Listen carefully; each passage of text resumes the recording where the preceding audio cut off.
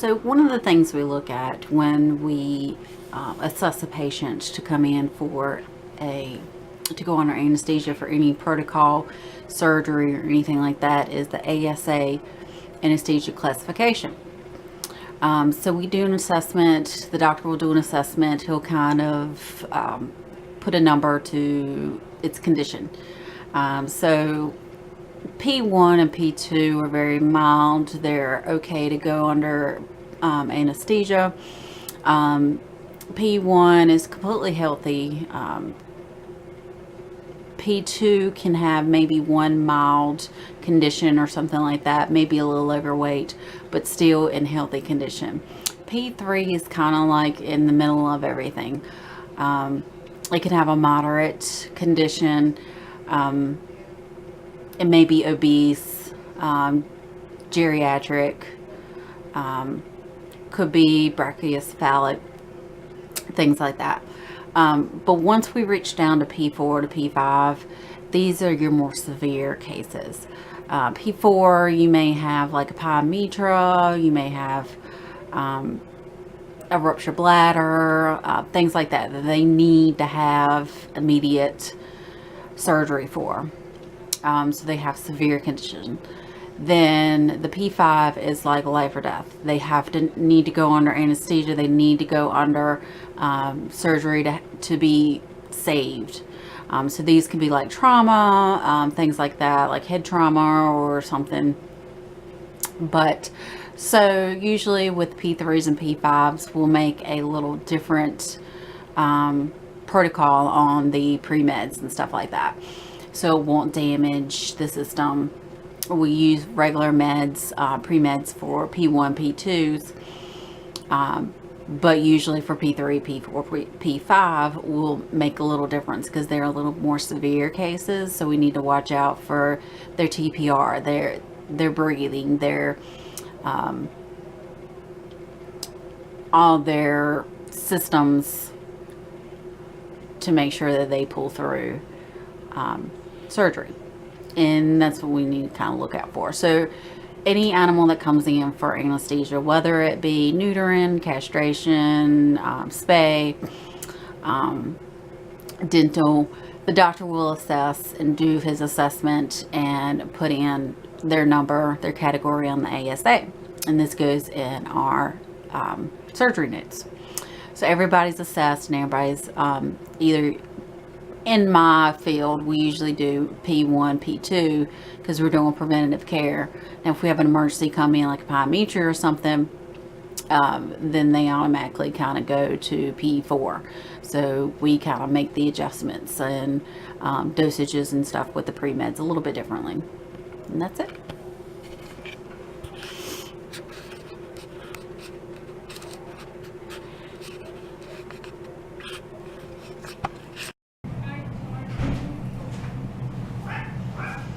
Okay, so I'm going to show you how to do a leak test. I've got the oxygen on the big tank.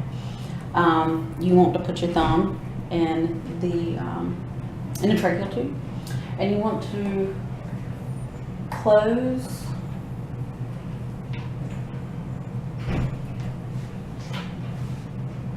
and then flush it. All right. And then whatever you're going to have on, you want to look at your meters here, and it's going to stay on that number. So right now it is on the 10 and it's staying there. If we had a leak, it'll slowly be going down. So I'm going to put my thumb out and it automatically goes back to 0. So if we had a leak, you would show it going all the way back to 0 and it would not be able to hold that oxygen level. So this bag is doing good. Again, I got the oxygen on. You want to cover your thumb up here, flush it with the O2 flush. You want to close your flow here and then flush it and then make sure that it stays on the meters. Okay, and that's it. Alright, so we got this kitty cat for a neuter. You want to make sure any pet that's going under anesthesia that we lube the eyes real well. They dry out, they don't close, they can lead to ulcers and stuff. So you want to make sure you don't put the tip on the eye. So you just squeeze it in there, and I always close it to go around the eyeball. And we do both sides. And there you go. And if it's longer than an hour or so, I would re-lube it every 45 minutes to an hour. As well as in the tracheal tube, you want to make sure that the cup is inflated good enough. Think about the cats and small dogs that you can hurt the trachea if it's overinflated. So you want to make sure that you listen to any escaped air, or if you smell any gas or anything escaping, it's going to be not inflated enough. So you want to inflate it, but not too much. So just when you inflate it, you do it a little bit at a time, and just enough until you can't feel any air coming out or any gases escaping. Alright, and that's it. Do injectables here, and I'll show you how to do sub-Q, intramuscular, and then intravenous. So we're going to do sub-Q here, and we usually do shots sub-Q. So it's all about how you do the needle. So we're just going to go probably about 15-20 degrees, and it's going to go right into that sub-Q, that fatty area right there. Muscular, we want to use the back muscle back here, because it's going to be a lot of muscle back here, not a whole lot of fat usually. So you want to go in straight in, 90-degree angle, and we'll aspirate a little bit just to make sure we don't hit the vein back here. Alright, we don't have any blood or anything, so we're good. And you just pull out, and then you're good to go. Sit, just like you just told me to sit. And what you want to do is you want to see that flashback of blood, so you know you're in the vein.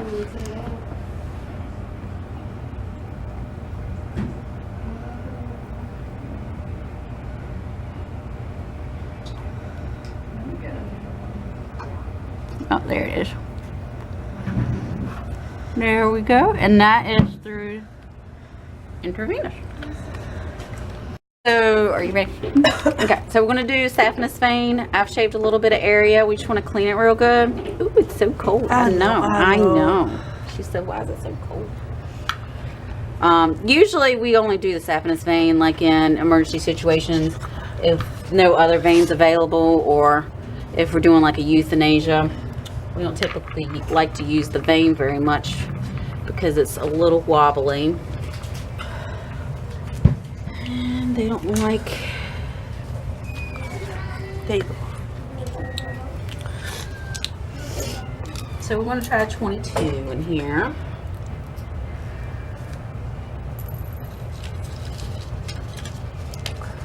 And the trick is getting that tape well, because it is at a weird angle. Alright, so I like to put my thumb right beside it because it stabilizes it.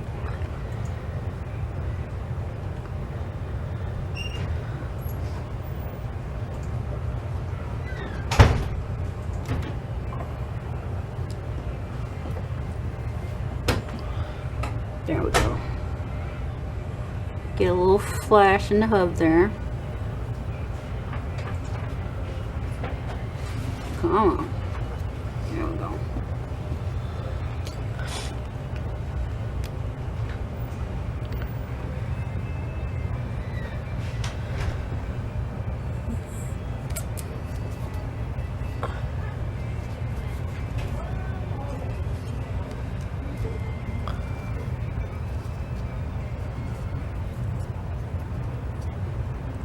Don't want to stick very well.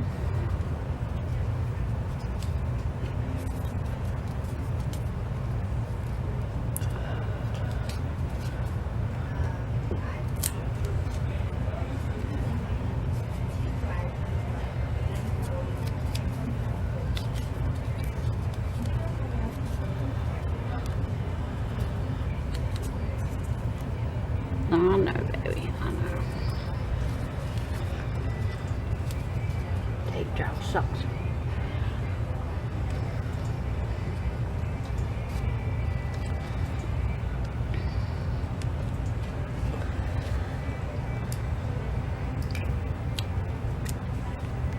just flush it.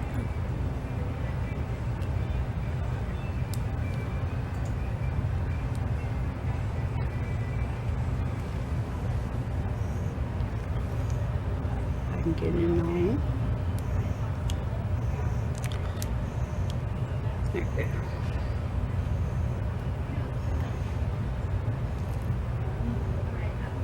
go. Ooh, you felt that, didn't you? There we go.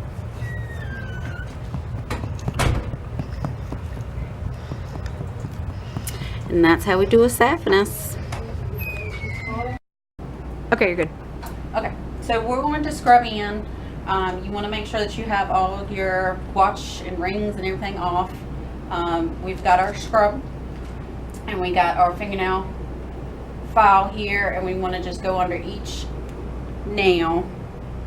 I don't have a nail on that one.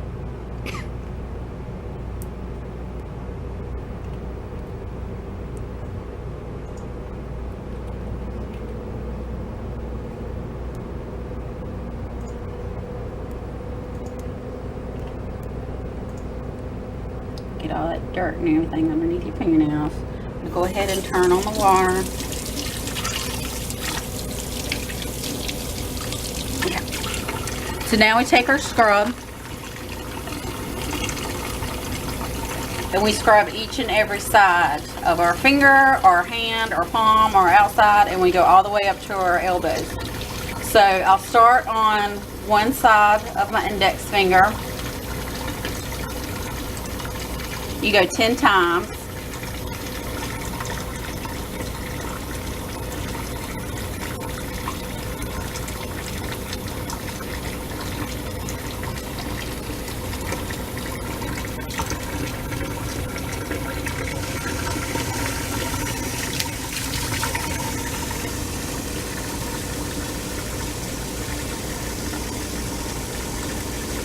And just think of every little piece having 4 sides to it.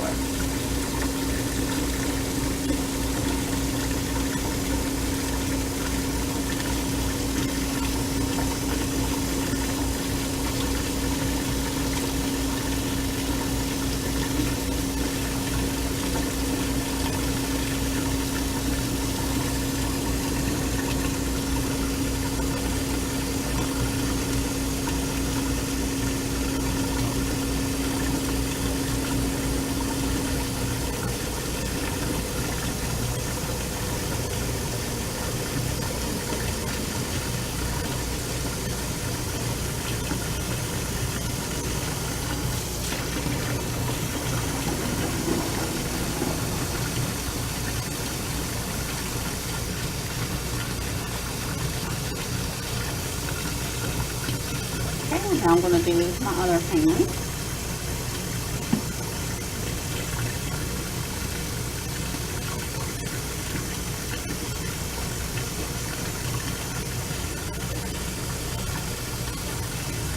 And you want to make sure you hold your elbows up once you're sterilized.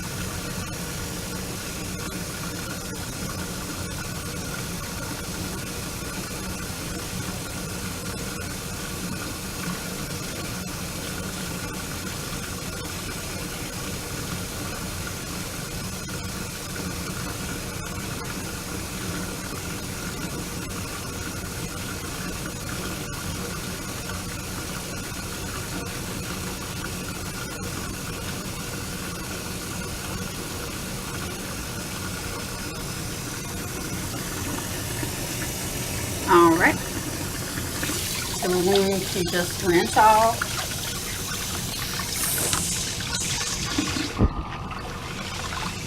and just let it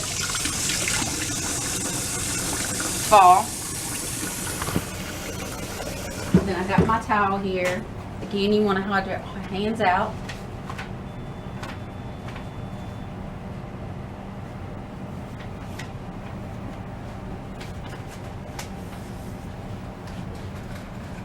And just drop it.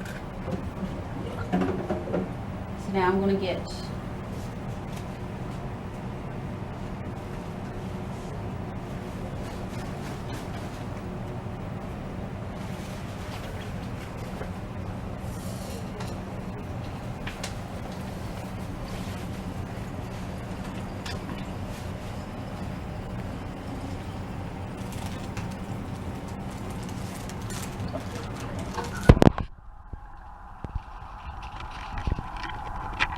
your body.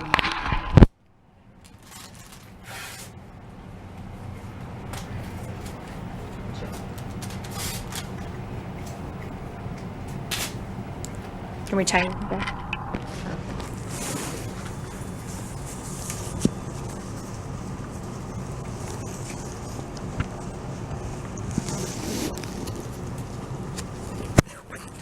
One hand.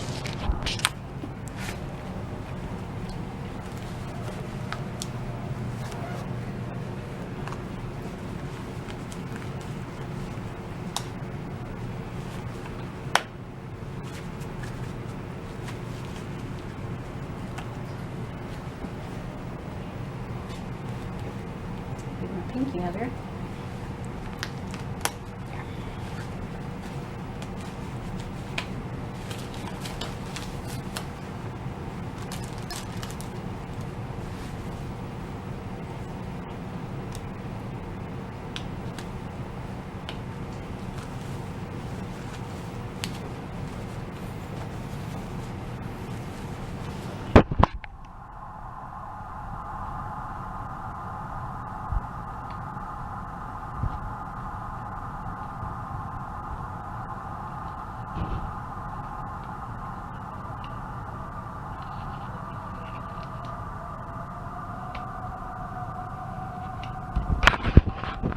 There we go.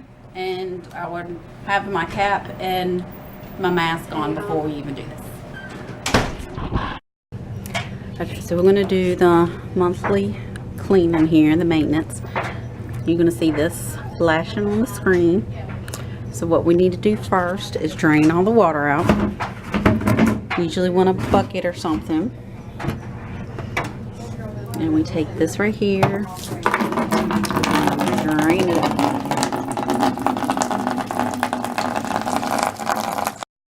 Okay, so we drained all that out. And what we need to do is refill it.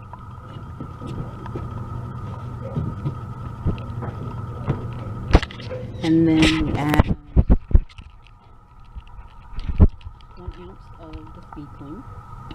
And once I refill it through here and add the 1 ounce of speed clean, I'll come back to you. Okay, so I got the water filled and I've got the 1 ounce of the cleaner in here. So I just go ahead and shut the door. We're gonna hit the pouches and then hit start. But you want to stop it before, when it gets to the drying stage, and then we'll drain it again.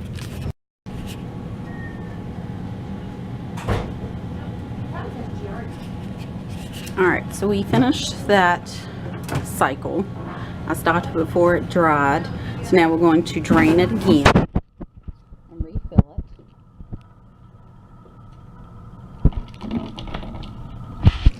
And I'll come back. Alright, so I drained it again. I put some more water in here. And we're going to do the unwrap cycle. And make sure we stop it before it hits the dry cycle. And then I'll be back. Okay, so we ran that one. And we're going to go ahead and drain it again. And then we're going to let it cool. And we're going to refill it again. And I'm going to clean the inside, all the trays and everything with the speed clean. And then I'll be back. Okay, so I've taken all the trays and everything out. And the filter, which was right here, was taken out, and that just needs to be cleaned with some mild soap and some distilled water. And I'm going to just kind of soak this a little bit because it's a little grungy, and then just rub it off with this brush, and then I'll clean the inside the chamber and trays and everything with the speed clean. I'll be right back. Okay, so I'm just cleaning the inside of the chamber. You can see where I clean this side and this side I need to clean, but with the clean solution, I'll just wipe it down and everything, and I'll be back. Okay, so I cleaned the trays, put them back in. Now you just want to take these out and look for any residue on it. If there are any broken seal wise or anything like that, you need to change them out regularly and wipe them down, and I'll clean all that, and then I'll put them back, and I'll be ready. Alright, so we're all done cleaning, and then we just want to make sure it works properly. So we're going to run and unwrap again. You want to make sure you have a towel underneath here.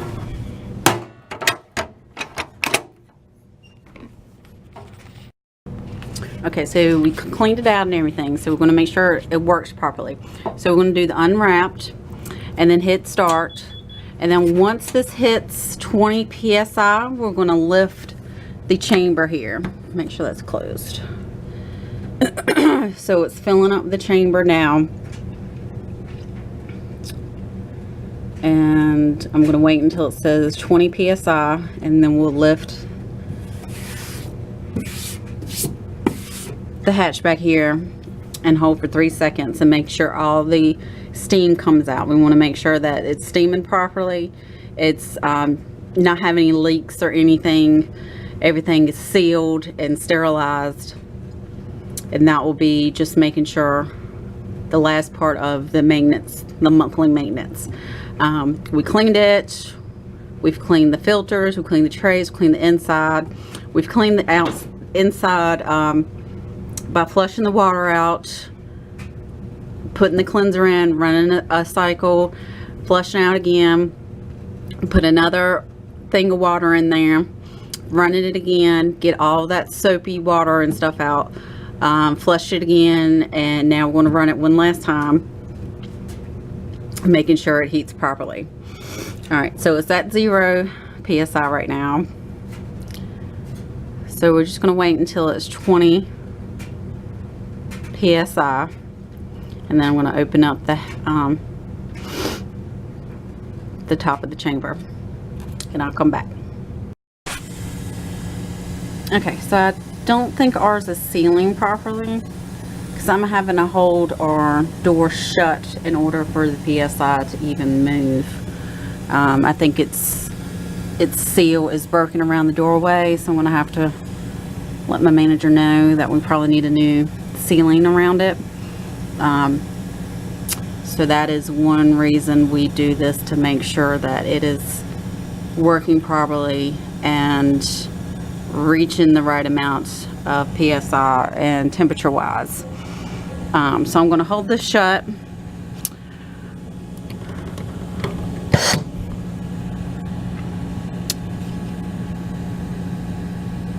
Then once we reach 20, I'm going to open up that chamber